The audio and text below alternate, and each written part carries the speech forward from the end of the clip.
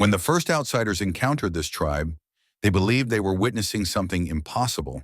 Bodies deliberately altered, rituals that appeared painful, extreme, and completely irrational. Some explorers even claim this tribe rejected humanity itself.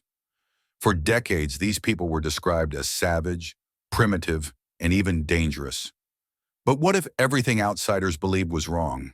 What if these rituals weren't signs of brutality, but symbols of identity, survival, and resistance? This is the history of one of the most misunderstood tribes on Earth, and why outsiders never truly understood them.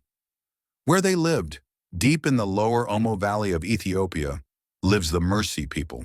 For centuries, they lived in near isolation, surrounded by harsh landscapes, wild animals, and limited resources.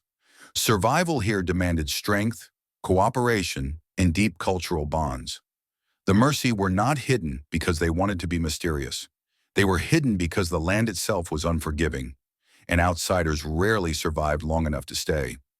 Long before explorers arrived, the Mercy had already developed complex traditions, social systems, and survival strategies.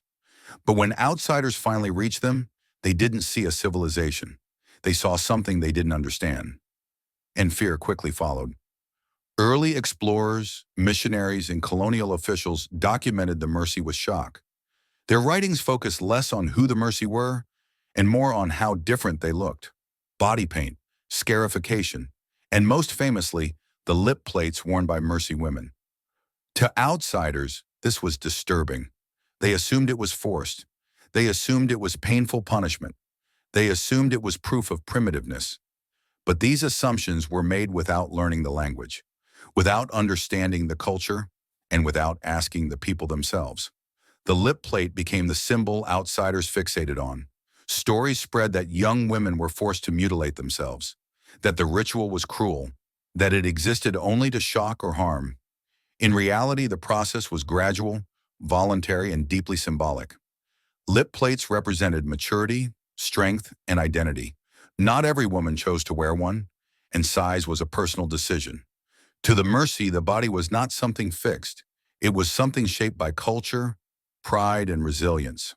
What outsiders called disfigurement, the Mercy called tradition.